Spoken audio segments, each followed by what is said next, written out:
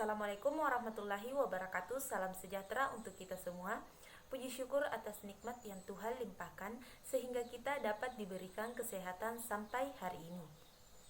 Pertama-tama saya mengucapkan terima kasih kepada Bapak Asri Ismail SPD MPD selaku dosen pembimbing mata kuliah Bahasa Indonesia. Saya atas nama Nur Wahidah Haris dengan NIM 2102085020027 jurusan Pendidikan Kesejahteraan Keluarga, Fakultas Teknik Universitas Negeri Makassar, akan memaparkan materi cerpen. Baiklah, tanpa membuang-buang waktu, materi pertama yaitu pengertian cerpen. Kata cerpen atau cerita pendek mungkin sudah tidak asing lagi di pendengaran teman-teman. Menurut Kamus Besar Bahasa Indonesia atau KBBI, cerita berarti tuturan yang membentangkan bagaimana terjadinya suatu hal atau karangan yang menuturkan perbuatan, pengalaman, penderitaan orang, atau kejadian baik yang sungguh terjadi maupun hanya rekaan belaka.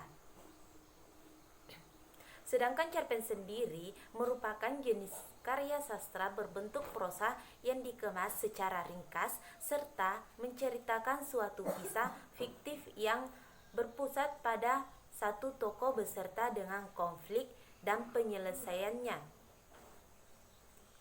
Cerita pendek berasal dari anekdot, sebuah situasi yang digambarkan singkat yang dengan cepat tiba pada tujuannya.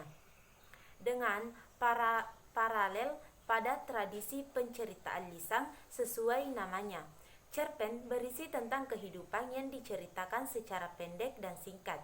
Jadi, isi dari cerpen biasanya padat dan langsung kepada inti cerita. Cerpen biasanya mengangkat berbagai macam jenis kisah, baik itu kisah nyata maupun kisah fiksi. Cerita pendek kebanyakan berfokus pada satu kejadian tertentu atau spesifik dan terdiri dari beberapa pemeran karakter. Sedangkan pengertian cerpen menurut para ahli ada 5, yaitu 1. Sumarjo dan Saini. Cerpen merupakan sebuah cerita yang tidak benar-benar terjadi pada dunia nyata dan ceritanya singkat dan pendek. 2. Hendi. Cerpen merupakan suatu tulisan yang tidak terlalu panjang yang berisi kisah tunggal. 3. J.S. Badudu. Cerpen adalah sebuah karangan cerita yang hanya berfokus pada satu kejadian saja. 4. A.O. K.H. Cerpen atau cerita pendek adalah sebuah bentuk kisah prosa yang pendek. 5. H.B. Jasing. Cerita pendek atau cerpen adalah suatu bentuk dari sebuah karangan yang cukup lengkap, yang terdiri dari 3 bagian, yaitu perkenalan, pertikaian, dan juga penyelesaian. Materi selanjutnya, ciri-ciri cerpen. Sebuah cerpen memiliki ciri yang khas di antara karya sastra lainnya. Berikut ciri-cirinya, yaitu 1. Bersifat fiktif atau karangan dari penulis. 2. Tersusun tidak lebih dari 10.000 kata. 3. Dapat dibaca dengan sekali duduk. 4. Diksi yang dipakai tidaklah rumit sehingga mudah dipahami. 5. Memiliki alur tunggal atau satu jalan cerita. 6. Biasanya ditulis berdasarkan peristiwa dalam kehidupan. 7. Memiliki pesan moral yang terkandung. Selanjutnya, fungsi cerpen terbagi menjadi 5 fungsi, yaitu 1. Fungsi rekreatif sebagai penghibur bagi para pembaca. 2. Fungsi estetis, memiliki nilai estetika atau keindahan sehingga memberi rasa puas dalam hal estetis bagi para pembaca. 3. Fungsi didaktif, memberi pembelajaran atau pendidikan bagi para pembaca. 4. Fungsi moralitas, memiliki nilai moral sehingga pembaca mengetahui mana yang baik dan buruk berdasarkan cerita yang terkandung. 5. Fungsi religiusitas, memberi pembelajaran religius sehingga dapat dijadikan contoh bagi pembaca. Materi berikutnya struktur cerpen. 1. Abstrak, berisi ringkasan atau gambaran awal dari kisah yang akan diceritakan. Bagi yang abstrak bersifat opsional, yang artinya adalah kamu boleh saja mengikut sertakan abstrak dalam cerpen yang ditulis, boleh juga menghilangkannya. 2. Orientasi. Pada bagian ini kamu akan berkenalan dengan waktu, tempat, dan suasana yang terdapat pada cerpen tersebut. 3. Komplikasi. Pada bagian ini kamu akan menemukan urutan kejadian yang terdapat dalam cerpen. Kejadian tersebut disusun secara sistematis, kemudian dikembangkan menjadi hubungan sebab akibat. Pada bagian ini kamu juga akan mengenal tokoh dalam cerita tersebut beserta wataknya. 4. Evaluasi. Pada bagian ini, kamu akan mulai menemukan konflik hingga menuju ke klimaks. Penyelesaian dari masalah yang terjadi juga mulai diperkenalkan. 5. Resolusi. Resolusi membuat solusi atau penyelesaian dari permasalahan yang terdapat dalam cerpen. 6. Koda. Koda merupakan bagian terakhir dari sebuah cerpen yang berisi nilai moral atau pembelajaran yang terkandung dalam cerpen. Berikutnya, unsur-unsur dalam cerpen. 1. Tema. Dalam sebuah cerpen, tema bisa disamakan dengan pondasi sebuah bangunan. Dengan kata lain, tema adalah sebuah ide pokok pikiran utama sebuah cerpen, pesan atau amanat. Dasar tolak untuk membentuk rangkaian cerita, dasar tolak untuk bercerita. 2. Pesan dan arti. Setiap tulisan harus memiliki pesan atau arti yang tersirat di dalamnya. Sebuah tema adalah seperti sebuah tali yang menghubungkan awal dan akhir cerita, di mana kamu menggunakan alur, karakter, setting, cerita, dan lainnya. Ketika kamu menulis, yakinlah bahwa setiap kata berhubungan dengan tema ini. 3. Alur atau plot, yaitu rangkaian peristiwa yang menggerakkan cerita untuk mencapai efek tertentu atau sebab akibat yang membuat cerita berjalan dengan irama atau gaya dalam menghadirkan ide dasar. 4.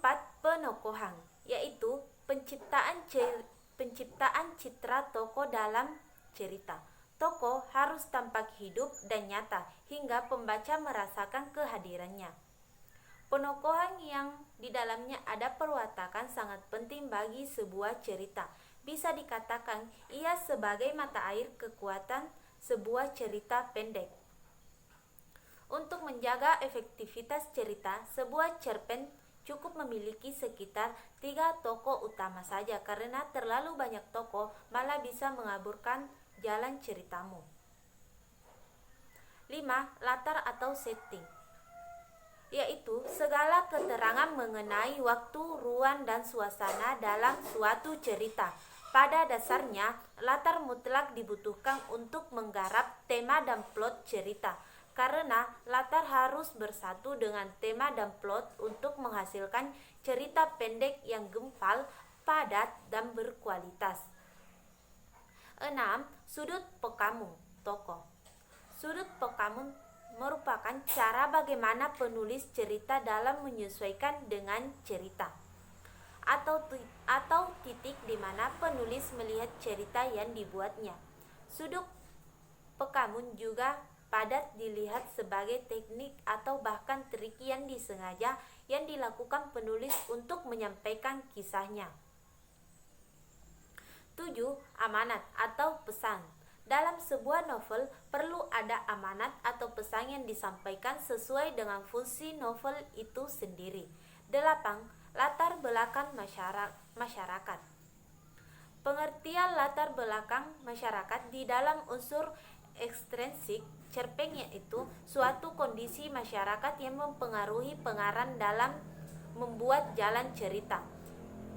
Contohnya seperti seorang pengarang yang mempunyai latar belakang masyarakat pedesaan akan menuliskan cerpen dengan sudut pekamunnya, karena berdasarkan apa yang dimengerti dan paham. 9. Latar belakang pengarang. Maksud latar belakang pengarang dalam unsur ekstrinsik cerpen yaitu suatu paham pengarang terhadap sejarah hidup maupun hasil karangan yang pernah dibuatnya. Nah, contoh latar belakang pengarang tersebut menyangkut berikut ini. 1. Biografi. Pengertian biografi di dalam unsur ekstrinsik ini yaitu mengenai riwayat pengarang yang ditulis secara keseluruhan. 2. Kondisi psikologis. Maksud kondisi psikologis di dalam unsur ekstrinsik ini yaitu suatu kondisi atau mood penulis ketika penulis cerita pendek itu sendiri. 3. Aliran sastra. Pengertian aliran sastra di dalam unsur ekstrinsik ini yaitu suatu aliran sastra yang mengarang ikuti dan tersebut sangat berpengaruh terhadap gaya penulisan di dalam cerita pendek yang dihasilkan.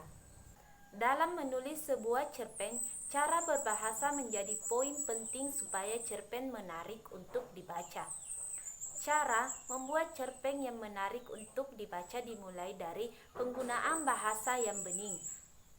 Bahasa yang bening adalah bahasa yang digunakan secara efektif, bahasa yang mampu mewakilkan realitas fiksi yang dibangun bahasa. Bahasa yang tidak bertele-tele dan mubazir. Bahasa yang pas, tak masalah pendek atau panjang, dibaca tetap enak dan bermakna. Jika kita sudah dapat menggunakan bahasa yang baik, maka cerpen akan lebih menarik dibaca. Selain itu, pemilihan judul juga menjadi salah satu hal penting dalam sebuah cerpen. Judul yang unik berkaitan dengan pemilihan kata. Judul bisa terdiri dari satu kata, bisa juga terdiri lebih dari 4 kata. Cerpen juga dapat dibedakan dari jenisnya. Berdasarkan jumlah katanya, cerpen dapat dibedakan menjadi 3, yaitu sebagai berikut. 1. Cerpen mini atau flash. Cerpen yang memuat jumlah kata antara 750 kata hingga 1000 kata. 2. Cerpen ideal. Cerpen yang memuat jumlah kata antara 3000 hingga 4000 kata. 3. Cerpen panjang. Cerpen ini merupakan jenis cerpen yang terpanjang, yakni memuat 10.000 kata. Adapun simpulan yang dapat diambil yaitu cerita pendek atau cerpen merupakan karya sastra yang berbentuk prosa yang dikemas secara singkat, padat, dan langsung pada tujuannya, dibandingkan karya-karya fiksi yang panjang seperti novel. Cerita pendek juga berbagai jenis bentuknya, mulai dari cerpen motivasi, anak, lucu, dan kehidupan. Demikian beberapa hal yang bisa saya sampaikan pada kesempatan hari ini. Saya mohon maaf sebesar-besarnya apabila ada tutur kata maupun tindakan yang kurang berkenan bagi Bapak, Ibu, dan teman-teman sekalian. Lebih dan kurangnya mohon dimaafkan. Wassalamualaikum warahmatullahi wabarakatuh.